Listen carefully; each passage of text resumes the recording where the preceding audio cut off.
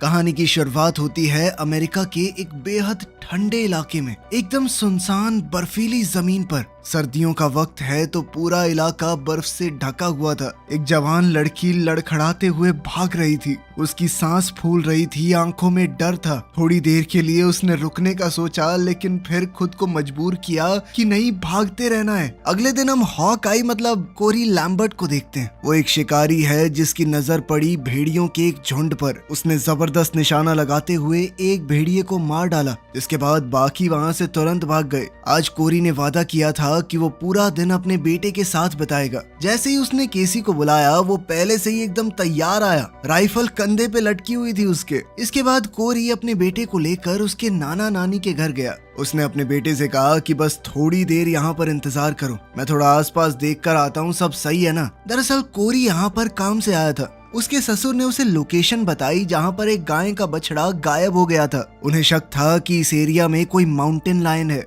जो उनकी भेड़ बकरी गायों के लिए खतरा हो सकता है, इसीलिए कोरी को बुलाया था। लेकिन जब कोरी उस माउंटेन लायन को ढूंढने निकला तो उसे बस पैरों के निशान दिखे, लेकिन ये किसी शेर के नहीं थे। जल्द ही उन कदमों का पीछा करते हुए उसे बर्फ पर खून के निशान मिले। उसने अपने बैग से कुछ खास कपड़े निकाले, पिस्टल अपने हाथ में ली और ध्यान से कदमों को फॉलो करने लगा। ये वही रास्ता था जहाँ से वो लड़की भागी थी। अभी उसके पैरों के निशान बर्फ से ढके नहीं थे। थोड़ा आगे जाकर निशान कुछ ऐसे हो गए कि कोई बड़ी मुश्किल से चल रहा हो। कोरी धीरे धीरे खून के निशान फॉलो करता रहा। थोड़ी आगे जाकर उसे वो लड़की मिल गई। वो बिल्कुल शांत पड़ी थी, पैर नंगे, जिस्म जम चुका था, मुंह में खून और बर्फ जमी हुई थी। कोरी ने तुरंत इमरजेंसी मदद के लिए कॉल किया। FBI को यहाँ तक आने में टाइम लगने वाला था क्योंकि रोड बहुत खराब है, हर तरफ बर्फबारी हो रही है। ट्राइबल पुलिस के चीफ बेन ने कहा कि बॉडी को हिलाना मत जब तक कि FBI के ऑफिसर आके साइट की छानबीन न कर लें। लेकिन कोरी बेचैन हो गया।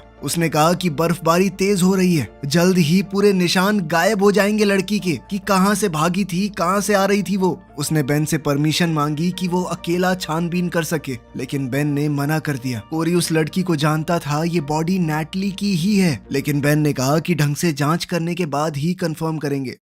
थोड़ी देर बाद एक गाड़ी वहां पर आई। कोरी उसके पास गया तो ड्राइवर सीट पर एक लड़की बैठी थी जिसने अपना नाम जेन बैनर बताया। वो यहाँ पर अकेली आई थी और ठंड के लिए तो बिल्कुल तैयार नहीं थी। उसने हल्के कपड़े पहने हुए थे, इस तरह से तो जम जाएगी। उसने बताया कि मुझे ट्रेनिंग के बीच में ही यहाँ पे भेज दिया गया। एक FBI एजेंट का ऐसे रेंटल वैन में यहाँ पर आना बेन को बहुत अजीब सा लगा। केसी की नानी ने जेन को पहनने के लिए कपड़े दिए। ये कपड़े असल में उनकी नातिन के थे। वो बहुत खुश नहीं थी जेन को ये कपड़े देकर। जेन जब बाहर आई तो उसे देखकर कोरी एक पल के लिए जमा रह गया। अपनी बेटी की पुरानी यादें उसे सताने लगी। अब तक हम इतना तो समझ चुके थे कि उसकी बेटी शायद अब इस दुनिया में नहीं है, बाकी हुआ क्या ये नहीं पता। खैर, इसके बाद कोरी ने केसी से कहा कि मैं कुछ घंटों में वापस आ जाऊंगा। बर्फीला तूफान रुक गया था और अब साइट पर वापस जाने का वक्त था। कोरी और जेन वहाँ पर एक साथ गए। ट्राइबल पुलिस चीफ बेन दूसरी स्लेड पर वहाँ आया। ट्राइबल पुलिस ने पहले ही साइट को सिक्योर तो कर दिया था। तूफान रुक चुका है पर कभी भी दोबारा आ सकता है। बेन और कोरी अभी भी बहस कर रहे थे। कोरी बार बार बोल रहा था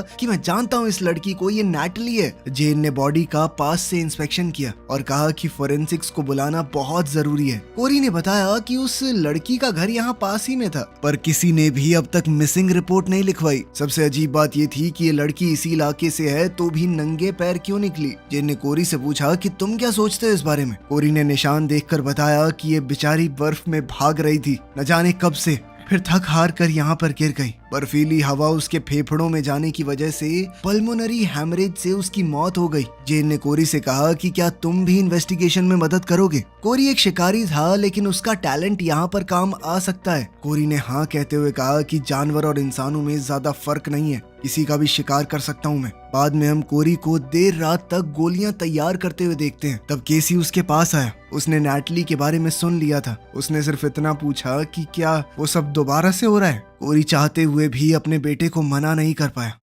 अगले दिन जेन को पता चला कि रिपोर्ट इसलिए नहीं लिखवाई गई क्योंकि नैटली अब अपने माँ बाप के साथ नहीं रहती थी। 18 साल की होते ही उसने अपने बॉयफ्रेंड के साथ रहना शुरू कर दिया था। मेडिकल एग्जामिनर ने बताया कि मरने से पहले नैटली के साथ जबरदस्ती हुई थी, लेकिन वो ये नहीं बता पाया कि हमलावर एक था या कई सारे। उसकी बॉडी पर कई कट्स भी थे। मौत का कारण बिल्कुल वही था जो कोरी ने बताया, पल्मोनरी हैमरेज। ये सब देखते हुए एग्जामिनर ने केस को मर्डर डिक्लेयर कर दिया। अब उन्हें ये पता लगाना था कि ये लड़की भाग कहाँ से रही थी, लेकिन उनके पास कोई भी सबूत नहीं है। जेन ने परेशान होकर कहा कि अगर मैंने ये रिपोर्ट अपने बॉस को भेजी तो वो मुझे वापस बुला लेंगे, मतलब सरकार की तरफ से फिर कोई मदद नहीं मिलने वाली। इसके बाद सबूत ढूंढने के लिए उन्होंने जल्दी से इंटेरोगेशन शुरू कर दी। सबसे पहले नैटली के पिता से बात हुई। वो जेन के सवालों से इरिटेट हो गया। उसने बताया कि मेरी बेटी अपने बॉयफ्रेंड के साथ रहती थी और हमें उसने कभी अपने बॉयफ्रेंड से मिलवाया ही नहीं। हम नहीं जानते उसकी पर्सनल लाइफ के बारे में कुछ। नैटली की माँ बेडरूम में थी।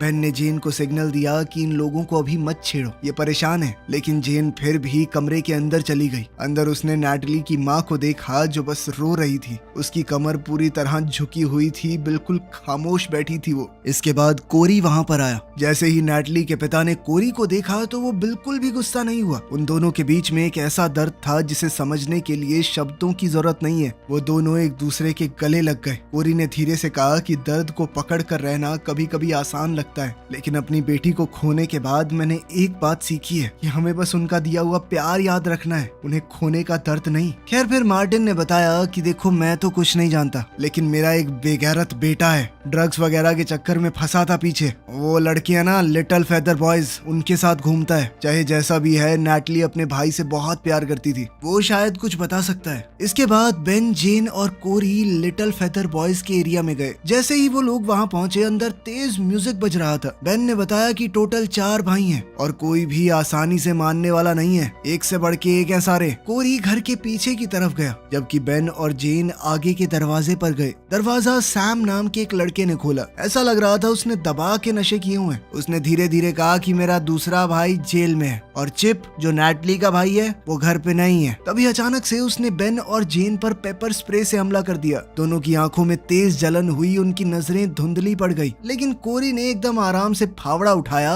और लड़के के ऊपर भटाक से दे मारा। दूसरा लड़का खुद ब खुद लड़खड़ा कर गिर गया।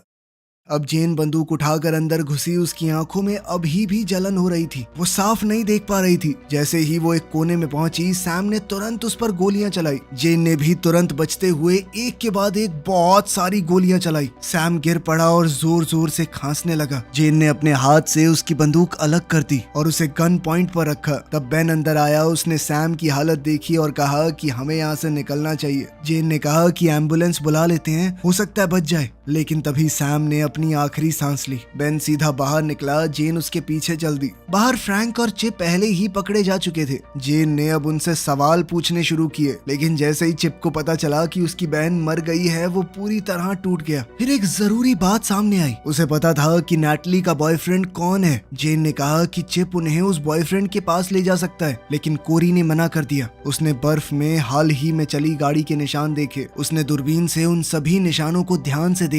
ये ट्रैक्स उसी पहाड़ की तरफ जा रहे थे जहां नैटली मिली थी। एक बात बहुत अजीब थी कि ट्रैक्स ऊपर की तरफ गए लेकिन वापस नीचे नहीं आए। कोरी तुरंत समझ गया कि चिप कुछ तो जानता है। कोरी ने जेन से कहा कि बर्फ ने अभी भी नैटली की कहानी को संभाल कर रखा हुआ है। हमें जल्दी करनी होगी, वरना अगर एक तेज तूफान आ गया तो सब कुछ मिट जाएगा। पहाड़ी के पास पहुंचकर कोरी ने इंजन बंद किया। इन पेड़ों के बीच से उनकी स्लेज आगे नहीं बढ़ सकती। सब लोग पैदल चलने लगे, लेकिन ज्यादा दूर नहीं जाना पड़ा। निशान एक जगह रुक गए। वहाँ एक और डेड बॉडी मिली। बॉडी आधी बर्फ में दबी हुई थी। पंछियों ने उसे नोच दिया था और उसके शरीर पर खून लगा हुआ था। शाम तक पूरा एरिया पुलिस से भर गया। बेन ने कहा कि हम उस जगह की कैमरा रिकॉर्डिंग्स निकलवाएंगे जहाँ पर नैटली का बॉयफ्रेंड काम करता था। लेकिन जो लड़के उनकी कस्टडी में थे वो बिल्कुल चुप रहे, किसी ने कुछ नहीं कहा। इस पर कोरी बोला कि मैं उनसे बात कर सकता हूँ क्या। बेन ने उसे समझाया कि अगर तेरे सामने उन्होंने अपने गुनाह मान भी लिए ना, तो भी वो कोर्ट में कन्फेशन के तौर पे नहीं डाल सकते। हम एक ऑफिसर का होना जरूरी है। लेकिन बेन ने कहा कि कन्फेशन की जगह अगर कुछ और मिल गया तो। जेन फोन पर बात करते हुए थोड़ी देर के लिए साइड चली गई। तब कोरी फिर से बेन के पास गया कि मैं इस लड़के को बचपन से जानता हूँ, शायद ये मुझे बता देगा। बेन ने ना चाहते हुए भी कोरी को जाने दिया। जब कोरी चिप से बात करने पहुंचा तो चिप ने कहा कि ये पूरा शहर ही साला बेकार है, क्या ही जिंदगी है यहाँ पे। लेकिन फिर कोरी ने उसे झंझोड़ते हुए कहा कि तेरी बहन के कातिल अभी भी यहीं घूम रहे हैं, इसी शहर में जहाँ तू पैदा हुआ, घूमने देगा उनको? उसने चिप का गला पकड़ा, उसे गाड़ी पर जोर से धक्का देते हुए कहा कि तेरी बहन को नोच खाया उन दरिंदों ने, बेशरम। इतना कहकर कोरी मुड़कर जाने लगा, लेकिन ये सब सुनकर चिप टूट गया। उसने सब कुछ बता दिया। नैटली का बॉयफ्रेंड मैट है, वो ड्रिलिंग रिग पर सिक्योरिटी गार्ड का काम करता है, लेकिन अगर किसी को और ज्यादा पता हो सकता है तो वो है सैम, उससे पूछो ना। लेकिन सैम तो मर चुका था। कोरी वापस चीफ बेन और जेन के पास गया। जेन जानना तो चाहती थी कि चिप ने क्या बताया, लेकिन उसने कुछ पूछा नहीं। बेन ने कहा कि सुबह रिग पर मिलते हैं, लेकिन कोरी बिना कोई सीधा जवाब दिए वहां से चला गया। जल्द ही उस लाश की पहचान हो गई। वो नैटली का बॉयफ्रेंड मैट ही था। वो ड्रिलिंग स्टेशन पर काम करने वाला एक सिक्योरिटी स्टाफ मेंबर था। जेन जब ये खबर कोरी को देने उसके घर गई तो कोरी ने उसे अंदर बुलाया ताकि वो ठंड से बच सके। जेन घर के अंदर आई और जब कोरी पानी लेने गया तब उसकी नजर फैमिली फोटोज पर पड़ी। कोरी ने वापस आकर एक फोटो की तरफ इशारा करते हुए कहा कि मेरी बेटी का नाम एमिली था। ये सुनकर जेन ने दुख जताया। फिर कोरी ने अपनी बेटी एमिली के साथ हुआ पुराना दर्दनाक किस्सा बताया। उस वक्त कोरी एक दूसरे शहर में काम करता था। उस दिन कोरी अपनी पत्नी विल्मा के साथ एक छोटी सी ट्रिप पर निकल गया। घर पर 16 साल की एमिली और उसका छोटा भाई केसी अकेले रह गए। उस रात उनके घर में बिना बताए एक पार्टी हुई। सुबह नैटली का फोन आया और उसने बताया कि एमिली गायब हो गई है। बाद में एक चरवाहे को एमिली की लाश घर से 20 मील दूर मिली, लेकिन तब तक लोमड़ियों ने उसके शरीर को इतना खा लिया था कि ऑटोप्सी से भी कुछ पता नहीं चला। ये सब याद करके कोरी को बहुत दुख हो रहा था। उसकी आवाज में कपकपाहट थी। जेन समझ गई कि उसने कुछ ज्यादा पूछ लिया। अगली सुबह बेन कुछ यूनिफॉर्म वाले ऑफिसर्स को लेकर जेन के साथ मैट के स्टेशन की तरफ गया। कोरी एक अलग रूट से स्लेज का इस्तेमाल करते हुए निशानों को फॉलो करता हुआ आया। जेन ने नए ऑफिसर्स को सब कुछ समझाया। उनका काम है मैट के ट्रेलर की तलाशी लेना और देखना कि वहाँ कोई सुराग तो नहीं है जो नैटली के कत्ल का कनेक्शन दिखा सके। कोरी से भी कहा गया कि अगर कुछ मिले तो रेडियो से बता देना। बर्फ में कोरी आगे बढ़ता रहा। उसने जानवरों के पंजों के निशान फॉलो किए और एक मरी हुई जानवर की बॉडी तक पहुंच गया। उधर स्टेशन पर गार्ड्स ने कहा कि हम भी मैट के गायब होने की रिपोर्ट करवाने ही वाले थे।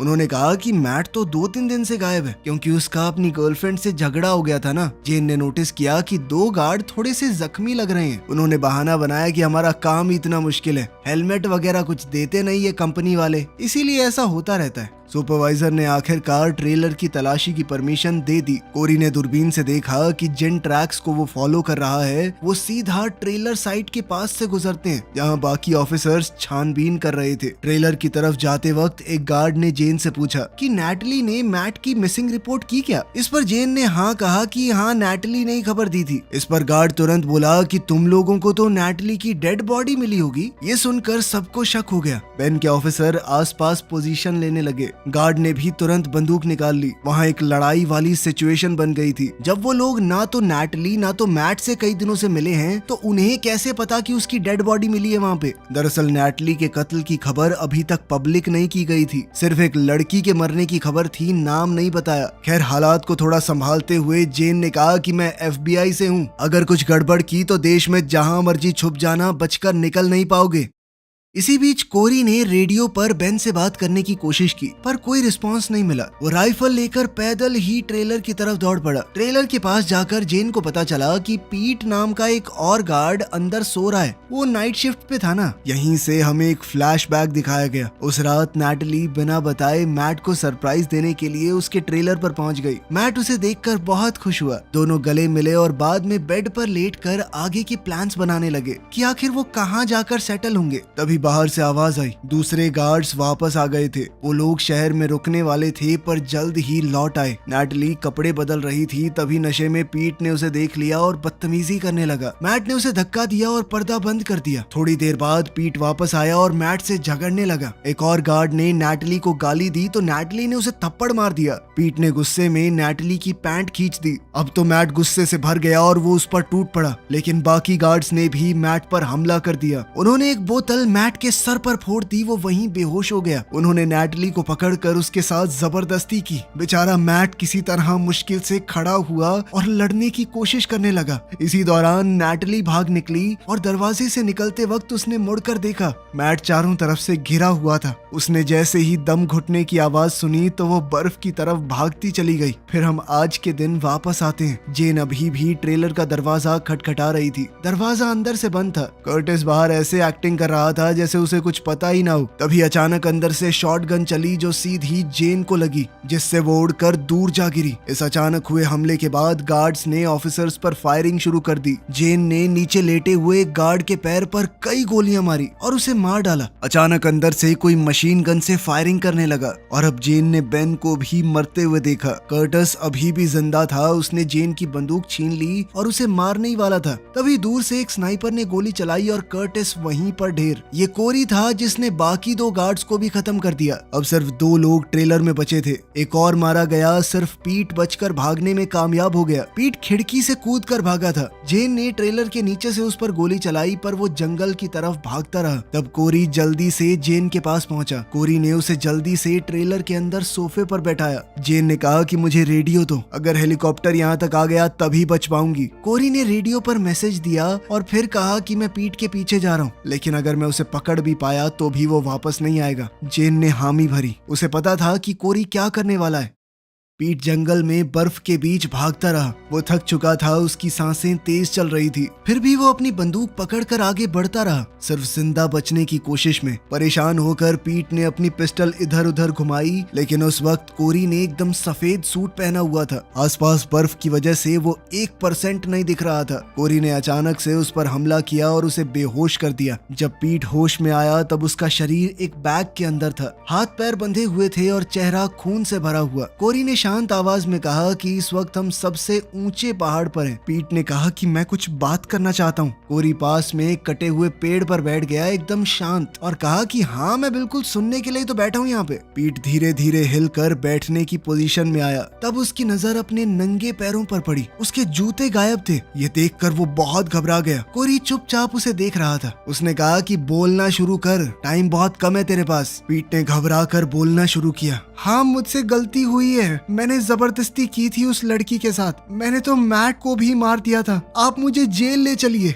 मैं अपने किए की सजा भुगतने के लिए तैयार हूँ। कोरी ने कहा कि यहाँ पर कोई कानून नहीं है, सिर्फ मैं हूँ। उसका कन्फेशन सुनने के बाद कोरी ने अपना ब्लेड निकाला और पीट के हाथ पैर जिस रस्सी से बंधे हुए थे उसे काट दिया। उसने सीधा कहा कि अगर तुम हाईवे तक पहुंच गए तो आजाद हो जाओगे। यही चांस नैटली को मिला था। वो बेचारी तुम दरिंदों से बचकर 6 मील तक नंगे पैर बर्फ में भागती रही। अब तेरी बारी है कुत्ते। पीट अभी भी हालात को समझ नहीं पा रहा था। पीट को अभी भी लग रहा था कि ये मुझे जेल ले जाएगा। तभी कोरी ने बिल्कुल उसके कान के पास राइफल रख के चला दी। बंदूक की आवाज से घबरा कर पीट पागलों की तरह भागने लगा। रास्ता उसका साथ नहीं दे रहा था। पहाड़ थे, ढलान थी, गहरी बर्फ थी। वो कभी गिरता, कभी हाथों पर चलने लगता। बिल्कुल एक जानवर की तरह भागता रहा। वो दूर खड़ा कोरी उसे बस देख रहा था। थोड़ी देर बाद पीट के फेफड़ों ने उसका साथ छोड़ दिया। वो बर्फ पर पीठ के बल गिर पड़ा, सांस के लिए लड़ता रहा और फिर धीरे धीरे तड़प तड़प कर मरा। कोरी को तो एक भी गोली चलाने की जरूरत नहीं पड़ी। बाद में कोरी हॉस्पिटल गया जेन से मिलने। जेन अभी भी जिंदा थी। थोड़ी कमजोर लग रही थी पर पूरी तरह ठीक हो जाएगी। कोरी ने एक छोटा सा मजाक किया तो वो हंस पड़ी। कोरी उसके लिए एक स्टफ टॉय भी लेकर आया था। इसके बाद जेन ने भावुक होकर कहा कि मेरे दिमाग में एक ही बात चल रही है, वो बेचारी 6 मील तक नंगे पांव कैसे भागी होगी, इतनी ठंड में किस हालत से गुजरी होगी वो। इस पर कोरी ने सिर्फ इतना कहा कि उसे भगाने वालों को भी भगा कर आया हूँ मैं। बाद में कोरी ने नैटली के पिता को भी जाकर ये पूरी बात बताई और सलाह दी कि अपने बेटे से इतना दूर मत हो जाओ, उसे जरूरत है अभी तुम्हारी। उम्मीद है इन लोगों की जिंदगी में आगे सब कुछ बेहतर ही होगा। तो आपके हिसाब से कोरी ने कानून हाथ में लेकर सही किया या गलत, कमेंट्स में जरूर बताना। मिलते हैं अगली वीडियो में।